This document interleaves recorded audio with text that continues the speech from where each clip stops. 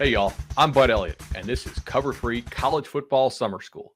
We've done our research on the teams, and now we're bringing on the top team experts from the 24/7 Sports Network to help us fill in the blanks. Please follow us on Twitter at Cover 3 Podcast. That's Cover 3 Podcast. And leave us a 5-star review on Apple and Spotify. All right. Class is in session.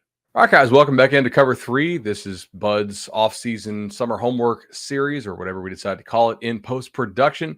And now we are on to Louisville, who wrapped up spring pretty recent.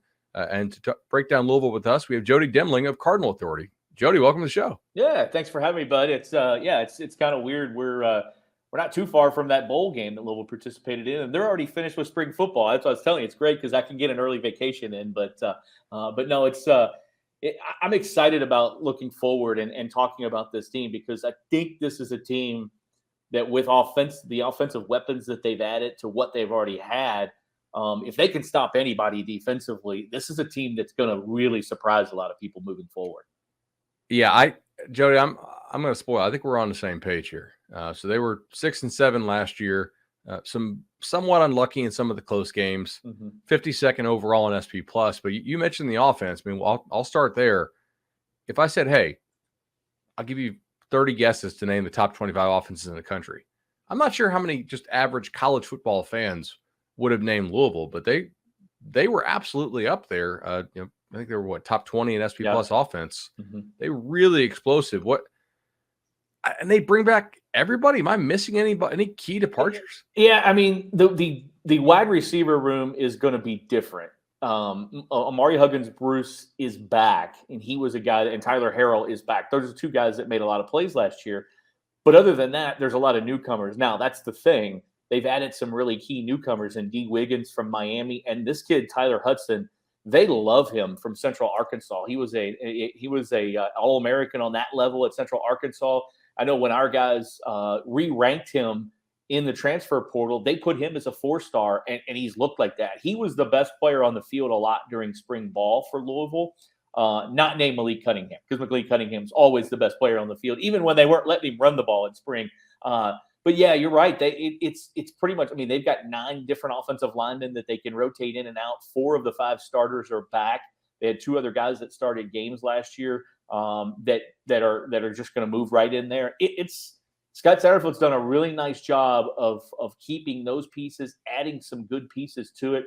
They have 4 running backs that could start at most places, all 4 of them, and maybe the biggest thing that people don't realize also, just the average fan, is that Lance Taylor is a really good dude and a really good football coach. And he's come in and helped Scott Satterfield kind of tweak some things that they needed in the run game. And I think it's going to make it even better. Lance Taylor's had a lot of that background at not only at Notre Dame, but at Stanford and with the Carolina Panthers and in the run game. And he's going to coach wide receivers, but he's going to be the offensive coordinator. And I just think you'll see some different things which will make Malik Cunningham even better in the run game. I'm glad you mentioned the run game, because I was trying to deep dive it this morning when I figured, what do I need to ask Jody? And they were very explosive running the football last year. They had a lot of long runs, but I felt like too often they were in 2nd and 9, 2nd and 8 type situations when they did run it on first down.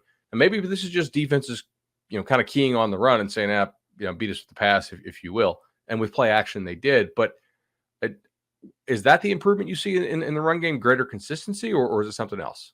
Yeah, I think it's greater consistency. They are very explosive. Look, Jalen Mitchell, who had a couple of touchdowns in the spring game and was kind of the star of the spring, well, I shouldn't say game, spring practice or spring scrimmage. Everybody does it different. Theirs was more of a scrimmage. He was the starter last year at running back. I really think Travion Cooley, who was a true freshman, who to me is maybe, if you had to say, give me one guy that the nation doesn't know by the end of the year, he's going to be an all ACC caliber guy, I think it's Travion Cooley. He's an explosive dude. He's not the fastest guy in the world, but he's fast enough that when he gets out there, he's explode and he's hard to catch.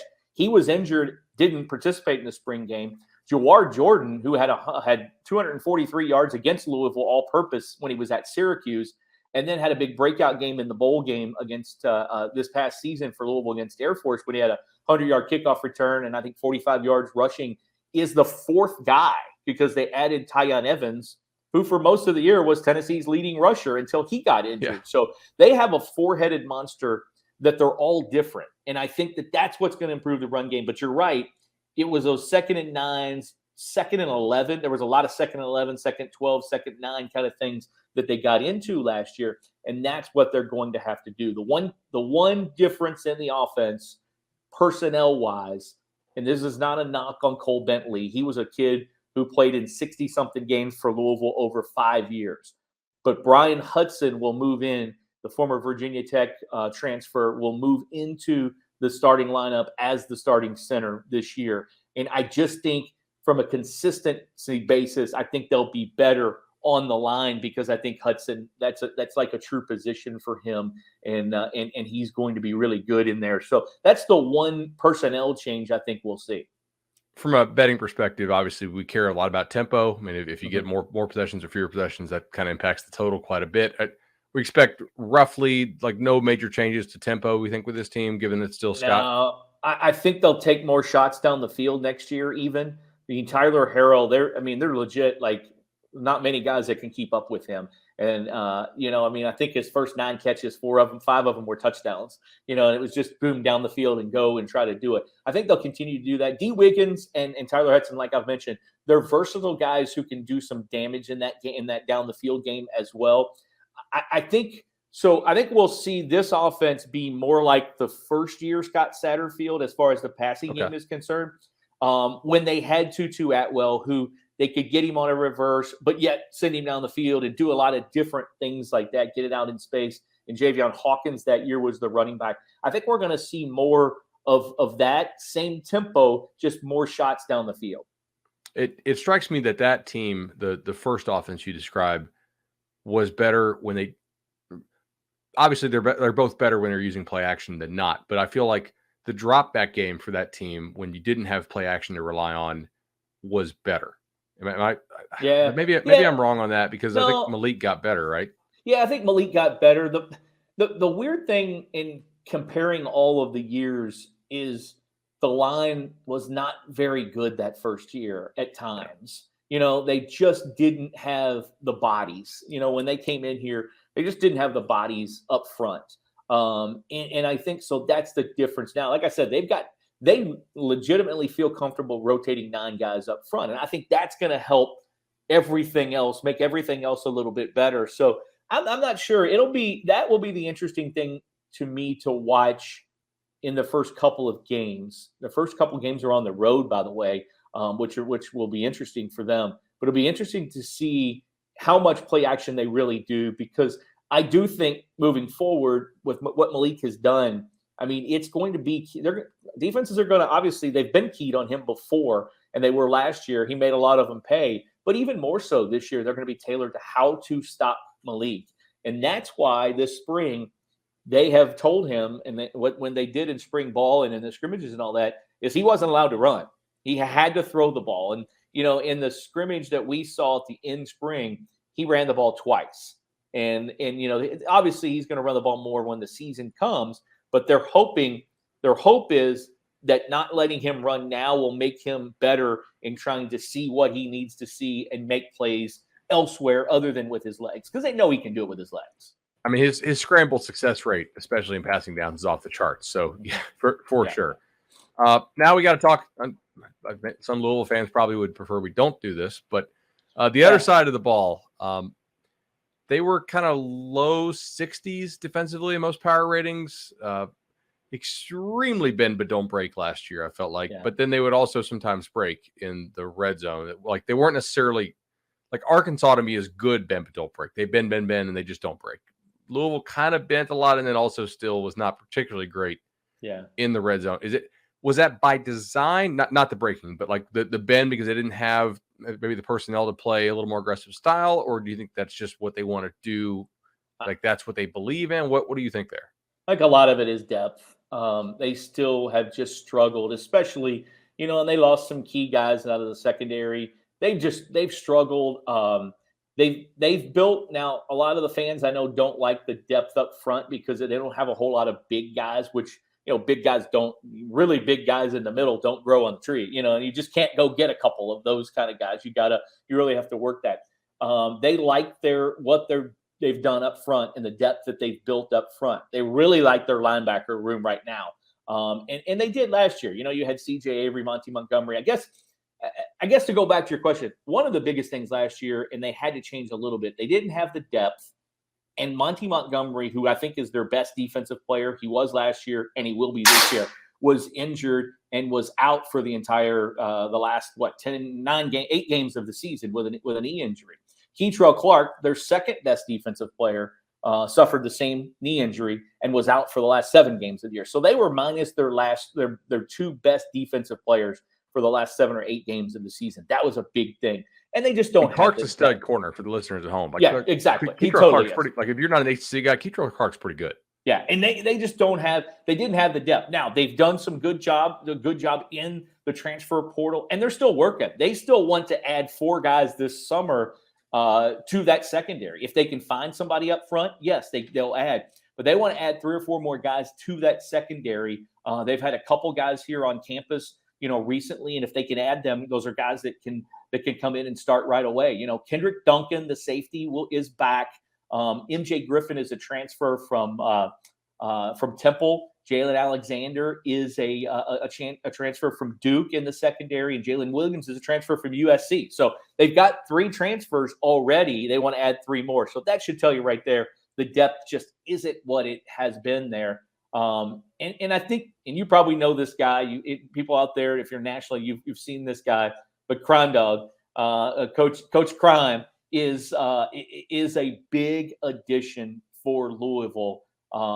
He comes in as the secondary coach, but he's also going to be the co-defensive coordinator with Brian Brown.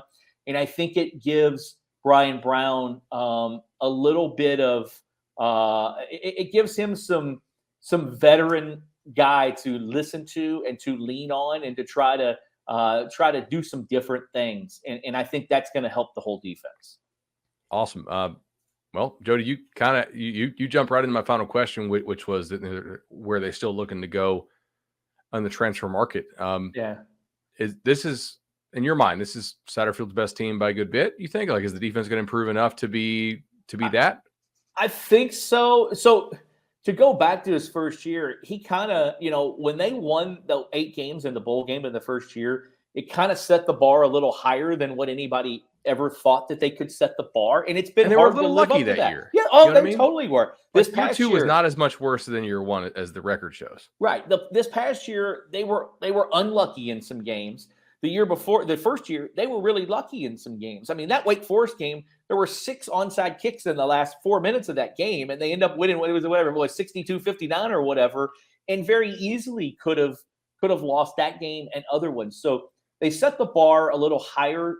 Their play on the field set the bar a little higher than what I think the actual the actual talent level was on the team at the time. They've done a really good job with the transfer portal. They've done a really good job in recruiting and getting some guys. They got a guy like Popeye Williams who could have went anywhere in the country from Indianapolis, from Westfield, Indiana, just north of Indianapolis, as an edge rusher. He'll play that their outside, like their card position, as they call it. He could have gone anywhere in the country as a top 200 kid, and yet they got him to Louisville. So they're doing a good job in recruiting. The NIL stuff is really helping Louisville football out a lot. And yes, I think when you put all these pieces together, I think this is Scott Satterfield's best team, the potential to be his best team yet. And they do need it. They need, there's pressure on these guys to win this year. Awesome. Jody Demling, Cardinal Authority. Go enjoy the rest of the vacation, man. I really appreciate you taking the time for us here on Cover 3, and check out Cardinal Authority. It's a great site, and follow Jody on Twitter as well. Thanks, bud. Appreciate it. All right. That's the bell. Cover 3 College Football Summer School is over for today, but don't worry. We'll be back soon with even more episodes filling you in on the top teams in college football. Please give us those 5-star reviews on Apple Podcasts and Spotify. Follow us on YouTube and on Twitter at Cover 3 Podcast. And we'll see y'all soon.